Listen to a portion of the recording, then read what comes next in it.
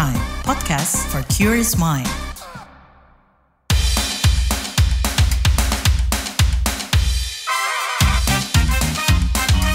Kamu lagi dengerin podcast What's Trending.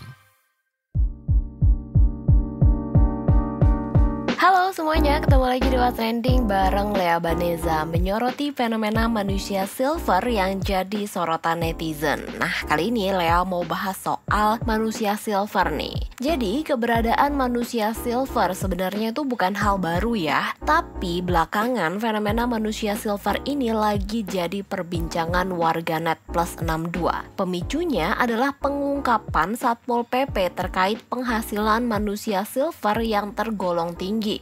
Satuan Polisi Pamong Praja Satpol PP Kota Yogyakarta menyebut penghasilan manusia silver di Yogyakarta bisa mencapai Rp600.000 per hari. Itu artinya jika dikalkulasikan selama 30 hari kerja dalam sebulan bisa mencapai 18 juta rupiah. Netizen kemudian membandingkan pendapatan tersebut dengan gaji beberapa profesi yang tidak setinggi itu dan mesti dipotong sama pajak.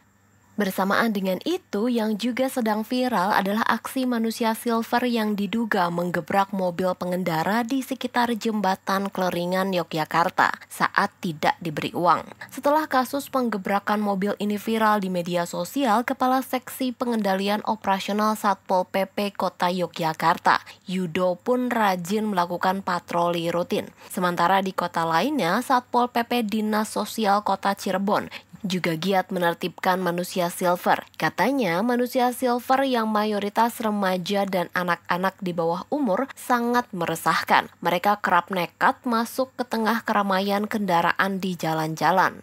Terkait hal ini dan bagaimana sih menyikapinya, kita obrolin setelah komen netizen plus 62 berikut.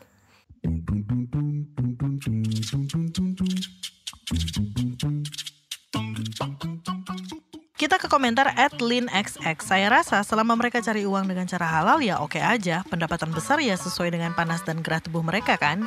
Lalu komentar @awxx. Lihat orang sehat, waras, bugar, terus ngemis di jalan aja udah aneh. Kayak ya ampun mereka masih sehat loh. Lalu komentar @billxx. Mending ngasih ke pengamen yang effort nyanyi sambil main gitar, biola, gendang. Minimal kita ngasih uang karena menghargai usahanya. Lalu @keepxx. Manusia silver, pengemis, pengamen, badut perempatan. Jarang banget sih gue kasih, mereka terkesan pengen easy money aja. @odxx, tapi jangan disamaratakan ya, kasian, gak semua manusia silver itu ngibul.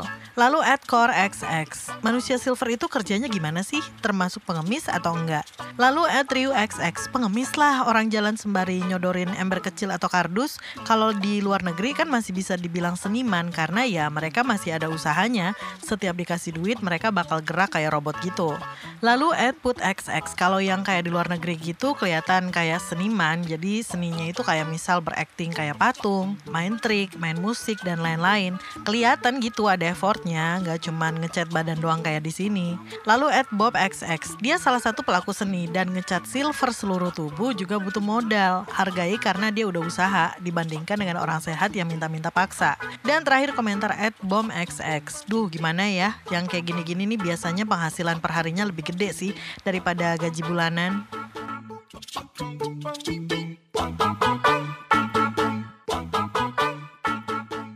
Kepala Satpol PP Kota Yogyakarta, Okto Nur Arafat, menduga maraknya manusia silver di daerahnya karena banyak warga yang dermawan alias suka kasih uang. Meski uang yang dikasih berkisar 1.000 sampai 2.000 rupiah, pendapatan manusia silver ini bisa mengalahkan ASN. Okto menyebut penghasilan manusia silver per hari mencapai Rp600.000 dan kalau dikalkulasikan bisa mencapai 18 juta rupiah per bulan.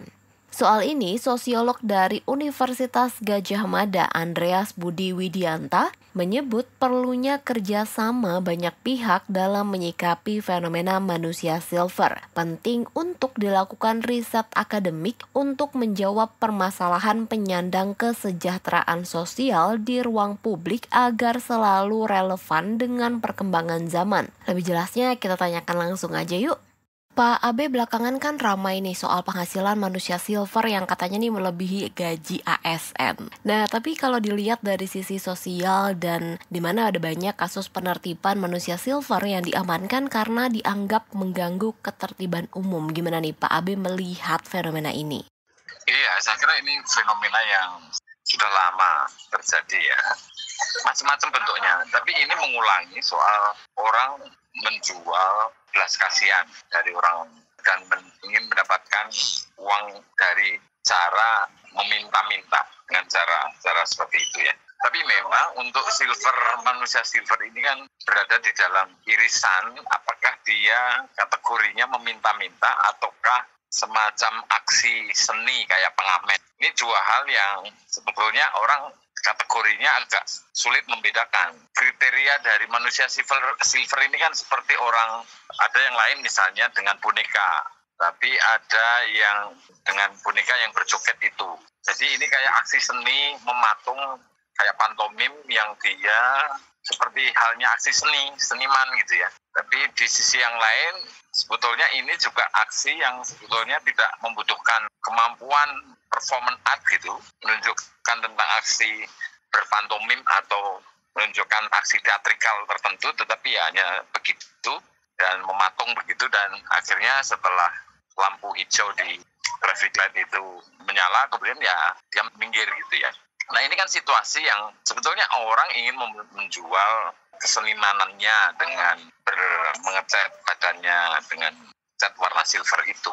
Itu sama dengan yang seringkali juga dengan boneka, dengan apapun yang menyanyi atau badut-badutan gitu ya. Hampir sama sebetulnya.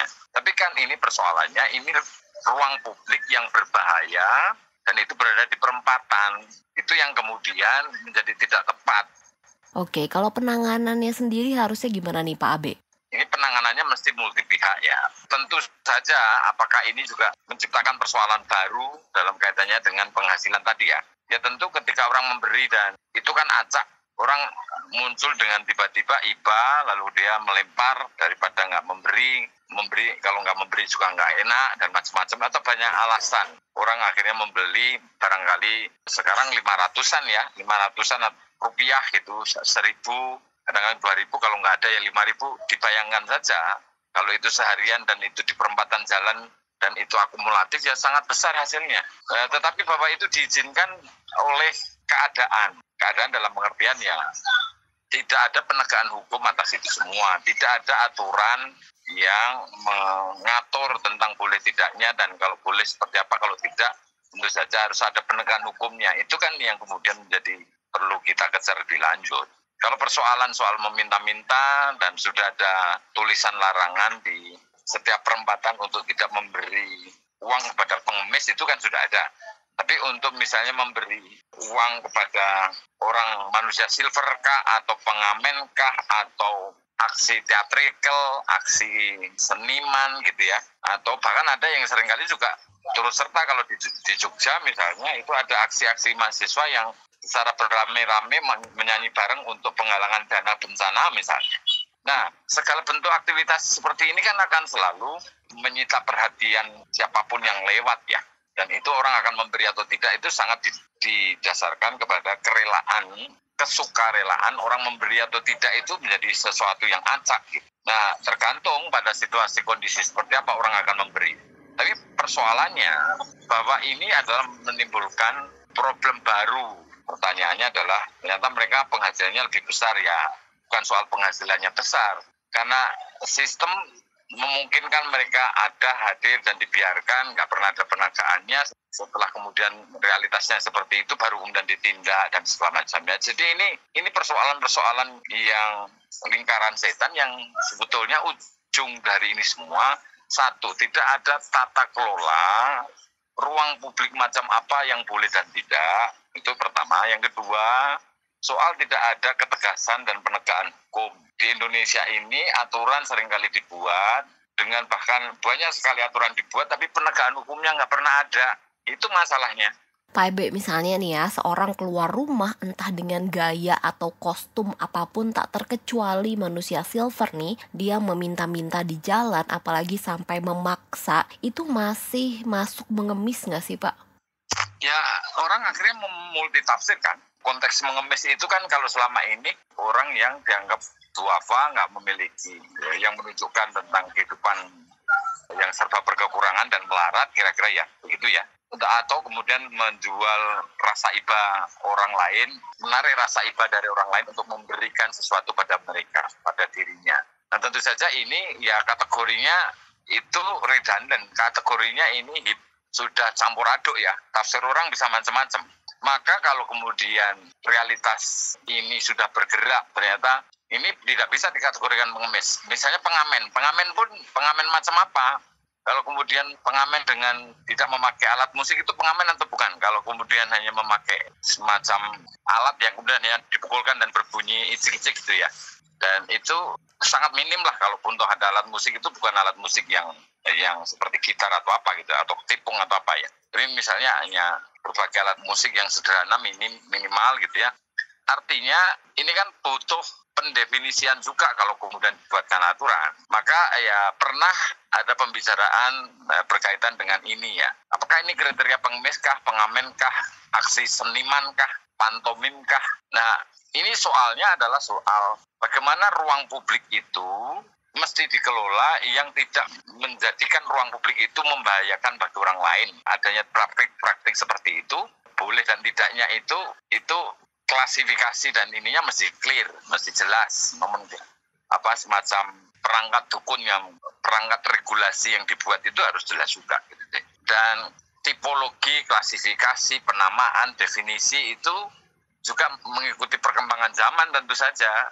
Nanti kalau hanya misalnya pengamen dan pengemis saja kemudian yang diatur, sementara ini kategorinya bingung lagi. Ya tentu saja itu mesti harus dilacak, diliset melalui riset akademik yang memadai, sehingga pembicaraannya tidak hanya berhenti soal terus-menerus akan kayak begitu. Nanti kemudian hanya sekedar berhenti pada definisi-definisi, tetapi secara substantif itu tidak menjawab persoalan, karena ini nanti pasti ada evolusi yang baru lagi, temuan baru lagi, dengan aksi apalagi yang nantinya secara definitif itu tidak relevan lagi dengan aturan, lalu itu akan dibuatkan aturan baru lagi, kan nggak menjawab persoalan.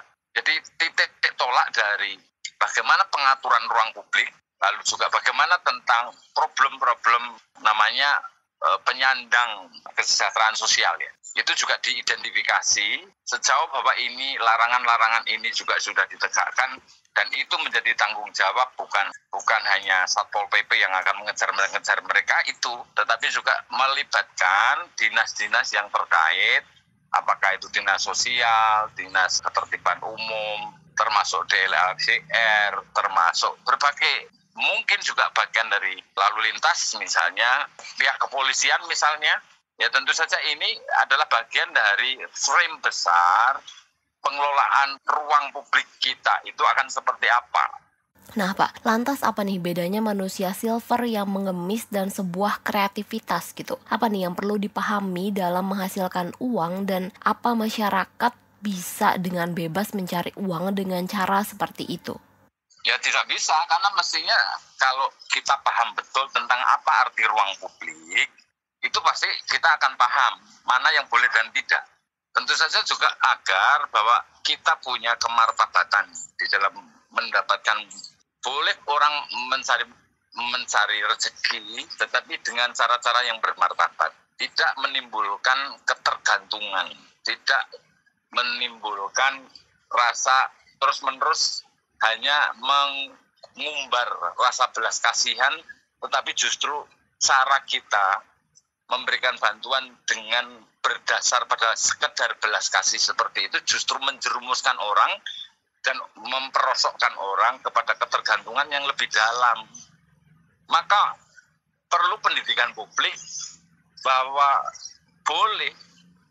Anda terpantik rasa iba Anda boleh, tetapi salurkan dengan cara-cara yang lebih membuat orang itu bermartabat. Tidak dengan cara-cara seperti itu gitu. Boleh saja ngamen, tapi di tempat yang mungkin lebih safe bagi pengamennya, lebih safe bagi pengendara kendaraan pribadi maupun kendaraan publik gitu. Maka ruang-ruang produktif dari kelompok-kelompok yang punya kekaryaan seperti itu ya pantas untuk dihargai. Tetapi tentu saja bahwa mereka membutuhkan skill tertentu yang mungkin selalu untuk di-upgrading, lalu untuk dilatih, di-training kembali, diperkuat lagi, tapi juga agar mereka punya rasa tanggung jawab bahwa kemartabatan itu ada di dalam dirinya juga muncul gitu. Sehingga tidak sekedar menjual rasa iba. Tapi masalahnya itu tadi, yang memberi ini sadar juga atau tidak bahwa seperti itu juga menimbulkan persoalan sosial. Saya kira banyak yang memberikan sedekah itu lebih hanya sekedar rasa ibanya diri sendiri, tapi dia tidak pernah berpikir bahwa ini menimbulkan ketergantungan yang membuat orang ini akhirnya tergantung pada orang lain dan tidak punya semacam rasa malu, rasa untuk mandiri, rasa untuk bisa bertanggung jawab kepada dirinya maupun juga kepada dunia sekitarnya, sehingga dia sendiri tidak melakukan sebuah praktik bekerja yang sekedar dengan cara mengumpulkan donasi dari rasa ibadah terhadap apa yang dia lakukan. Tentu kalau pengamen ya tentu saja ini klasifikasi yang berbeda. Maka itu tadi loh, ini sebetulnya perlu dilihat manusia silver ini apa sih sebelumnya pekerjaannya, misalnya gitu. Lalu apa yang dia bisa, mungkin enggak. Lalu diidentifikasi dari manusia silver yang sudah diidentifikasi ini, diajak bicara apa yang dia bisa, keterampilan apa. Kalau sudah bisa disalurkan kembali enggak? Tentu juga harus ada pendidikan masyarakat. Jangan memberikan bantuan di perempatan jalan untuk kategori berbagai itu, termasuk pengamen, termasuk pengemis, termasuk manusia silver, termasuk yang lainnya manusia badut misalnya. Apapun lah, karena itu ruang publik yang mesti perlu diberikan tempat yang lebih pantas bagi mereka untuk mengekspresikan kemampuan mereka dalam berkesenian, tetapi juga membuat agar pekerjaan mereka itu safe dan juga tidak membahayakan bagi dirinya sendiri maupun juga orang lain. Baik, terima kasih Pak Abe. Oke, terima kasih. Teknologi berkembang tanpa bisa dibendung, tapi perkembangan tak dipungkiri membawa manfaat di kehidupan manusia. Saat ini teknologi telah menjadi bagian dalam keseharian masyarakat sehingga sulit untuk bisa lepas darinya. Seiring besarnya kebutuhan teknologi dan makin banyaknya teknologi yang berkembang, sebuah pameran teknologi digelar di ISBSD, yaitu Indocomtech 2024. Apa saja yang akan dipamerkan di sana dan keseruan apa nih yang bisa didapatkan pengunjung? Yuk kita simak perbincangan reporter KBR Nadia Julianti. Obrolan ini hasil kerjasama KBR Media bareng Satu Event. Terima kasih Lea. Kali ini Nadia mau bahas the largest technology exhibition and meeting place for the entire technology in Indonesia. Tapi Nadia nggak sendiri ya. Sudah bersama saya Bapak Rahman Siregar selaku General Manager PT Satu Tujuan Event. Pak Rahman, mungkin boleh dikenalkan dulu nih soal Indocomtech yang katanya jadi pameran dan tempat pertemuan orang-orang terbesar di ekosistem teknologi di Indonesia, Pak. Ya, jadi Indocomtech ini memang pameran yang sudah tahun ini penyelenggaraan ke-30 kali. Jadi istilahnya sudah lama juga yang diselenggarakan oleh Yayasan Apomindo Indonesia. Dan kami dari Satu Event ini sebagai pelaksana penyelenggaranya. Dan secara resmi juga masalah dari ekosistem teknologi Indonesia ini kami juga didukung oleh Kementerian Kominfo. Setelah itu juga dari BRIN kami mendapatkan untuk narasumbernya dan didukung oleh asosiasi seperti Mastel, itu Masyarakat Telematika Indonesia. Setelah itu juga untuk Aspiluki itu dari Asosiasi Berarti Lunak Telematika Indonesia. Jadi di sini memang ajang ekosistem yang bertemunya para tech enthusiast, gamer, profesional dan user, Pak, terutama user yang memang bergerak di kecimpung di dunia IT. Seperti itu. Pak, teknologi itu kan tak pernah bisa lepas ya dari kehidupan manusia di zaman sekarang gitu. Nah, kalau teknologi yang lagi tren saat ini apa aja sih? Untuk di Indocomtech ini memang yang tren saat ini sesuai dengan yang memang tren di dunia adalah mengenai AI, itu yang Artificial Intelligence. Jadi itu yang akan coba kita tampilkan dari secara produk yang dibawa oleh para peserta pameran kami, dari produk yang memang produk dalam arti barang ataupun dengan sebagai jasanya, dan kami juga pada saat Indocomtech ini mencoba masyarakat mengenai AI itu sendiri dengan suatu format yang kita buat dalam acara talk show-nya, Mbak. Jadi para tech enthusiast itu bisa mengetahui mengenai AI nanti di Indocomtech ini. Setelah itu juga di Indocomtech kami tuh ingin bagaimana teknologi itu kami tampilkan untuk para user.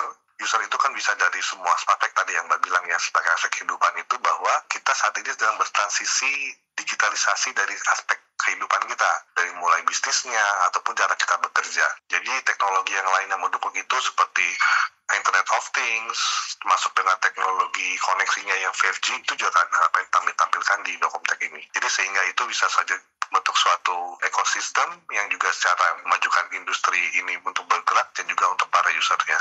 Dan pastinya teknologi-teknologi tadi bisa dilihat di Indocomtek 2024 ya Pak? Iya, bisa dilihat dan bisa dicoba nanti. Nah, selain itu apa aja sih Pak yang dipamerkan di Indocomtek 2024? Nah, kalau untuk yang disampaikan itu secara garis besarnya Mbak ya, itu tentunya biasanya memang nanti dari mulai commerce solution, ada software-nya, terus customer electronics-nya, termasuk juga untuk gaming gears, dan juga ada smart home, lifestyle-nya, sama transportation, dan gadgetnya juga jangan lupa. Jadi memang semua yang kita biasakan teknologi kita butuhkan sehari-hari. Jadi kan dulu Indocomtek itu kan dibilang pameran IT ya Mbak, tapi sekarang kita bilang itu Indocomtek itu pameran IT dan teknologi. Karena teknologi itu lingkupnya sudah luas sih sekarang yang menjadi bagian kita sehari-hari seperti itu. Nah itu garis besarnya secara produk jasanya seperti itu Mbak ya. Pak Rahman boleh diinfokan nih Indocomtek akan diadakan di mana dan kapan Pak? Indocomtek itu insya Allah akan diadakan di ISBSD Mbak. Kami berlokasi di Hall 8 untuk tanggal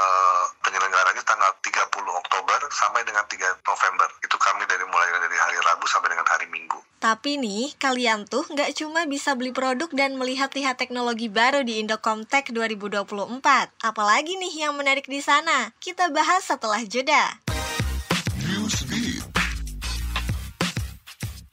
Usai dituduh dengan berbagai jenis tuntutan mulai dari perdagangan seks, pemerkosaan, dan penculikan, Ibu PDD Janice Small-Combs muncul ke publik dan membela putranya. Janice mengaku sangat hancur dan sedih. Ia mengklaim semua tuduhan yang dilayangkan ke PDD adalah kebohongan. Ia mengungkap kesalahan yang dilakukan putranya di masa lalu sama seperti kebanyakan orang. Janice menekankan PDD bukanlah monster seperti yang digambarkan. Janice menilai sang rapper dihakimi bukan karena kebenaran tapi karena narasi kebohongan. Sikap dari keluarga PDD dikeluarkan oleh pengacaranya setelah sang rapper menghadapi lebih dari 100 tuntutan tambahan. Didi dituduh melakukan penyerangan seksual, pemerkosaan, dan eksploitasi seksual.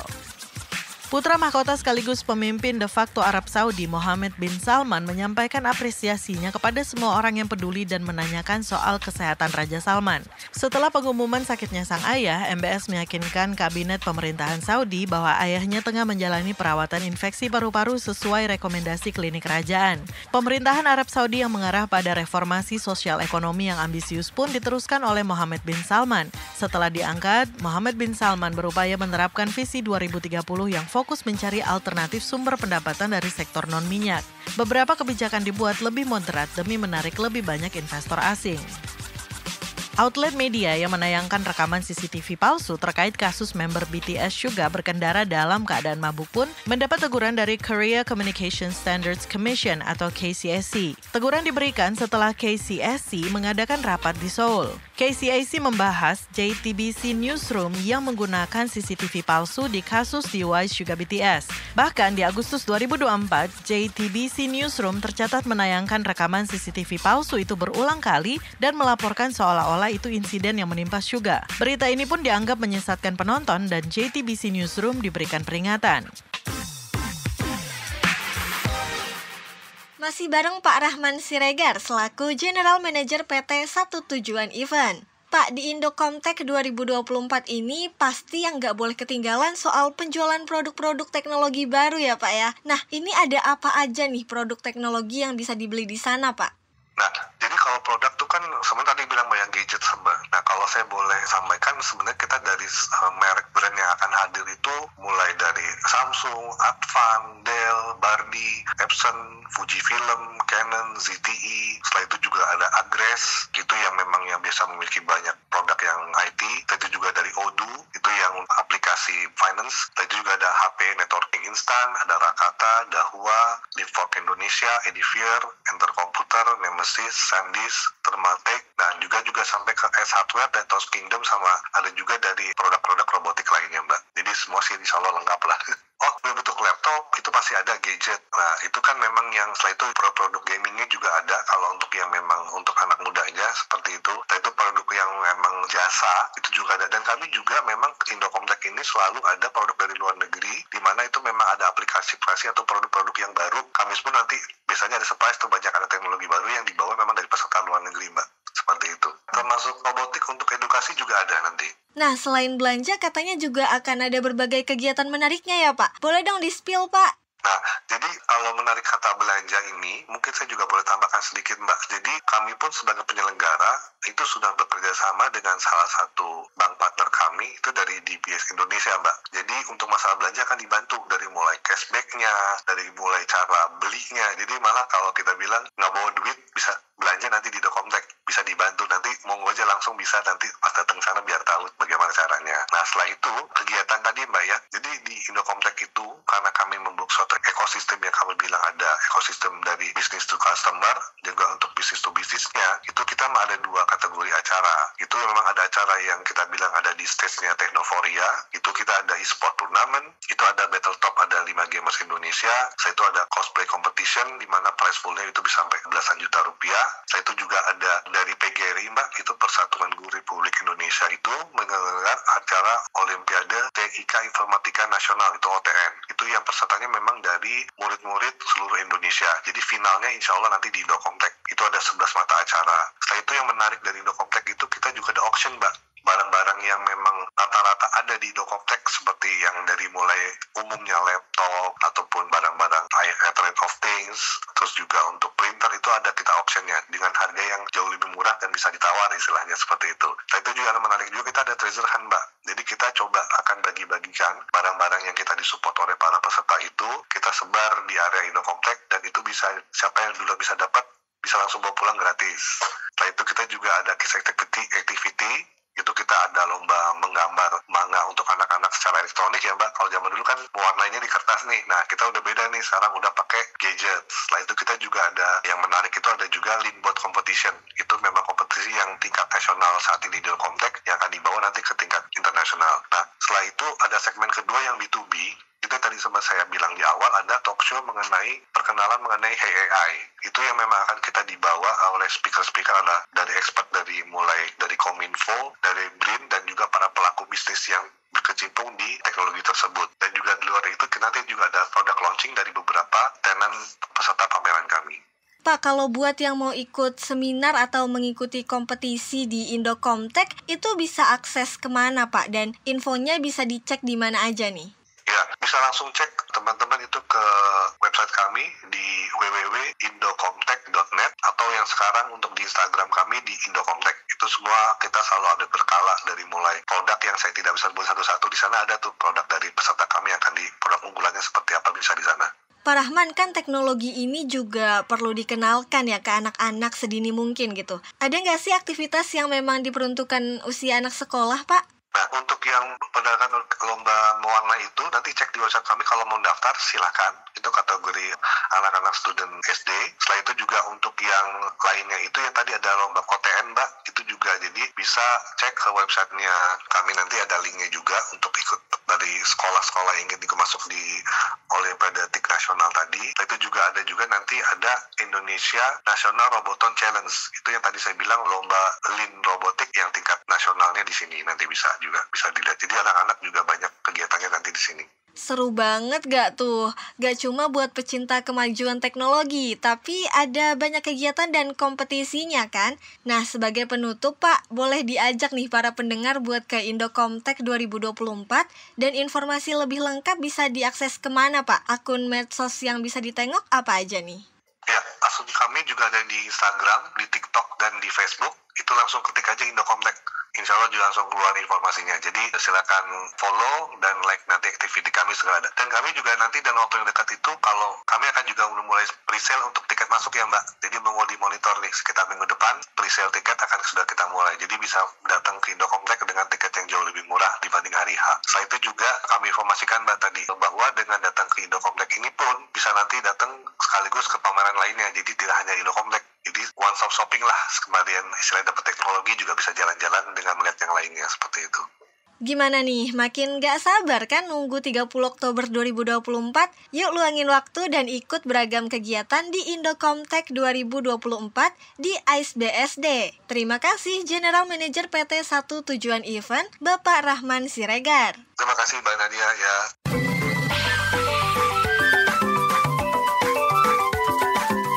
WhatsApp Indonesia. WhatsApp Indonesia kita mulai dari Jakarta. Wakil Ketua DPRD DKI Jakarta, Imam Mahdiah, mengungkap rencana penganggaran sekolah swasta gratis di 2025. Rencananya, anggaran sebesar 1,7 triliun rupiah bakal dialokasikan melalui anggaran pendapatan dan belanja daerah APBD DKI Jakarta. Imam mengatakan program sekolah swasta gratis diinisiasikan setelah ada banyak anak-anak tidak mampu harus bersekolah di swasta dan akhirnya menunggak bayaran. Karena ketidakmampuan membayar, mereka terpaksa putus sekolah.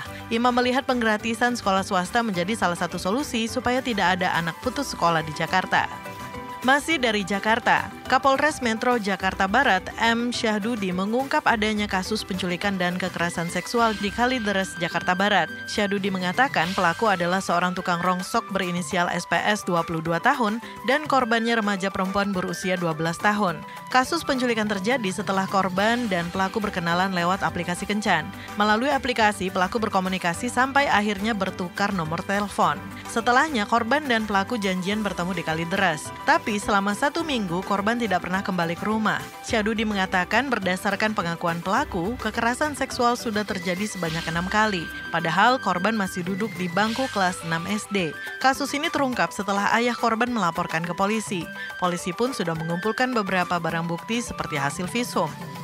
Terakhir ke Papua. Kementerian Agama di Papua mendorong agar masjid-masjid lebih ramah pada umat beragama dan bisa hidup berdampingan. Melansir Antara News, Kepala Bidang Haji dan Bimas Islam Kanwil Kemenak Provinsi Papua, Musa Narwawan mengatakan kerukunan umat beragama adalah kekuatan bagi bumi Cendrawasih. Musa yakin Masjid Jami Nurul Huda yang dibangun di Nimbokerang, Kabupaten Jayapura akan ramah keberagaman dan mengajar kerukunan. Usai memenangkan kompetisi Masjid Ramah Keagamaan, Musa berharap masjid ini bisa memotivasi masjid-masjid lainnya di Papua. Demikian WhatsApp Indonesia hari ini.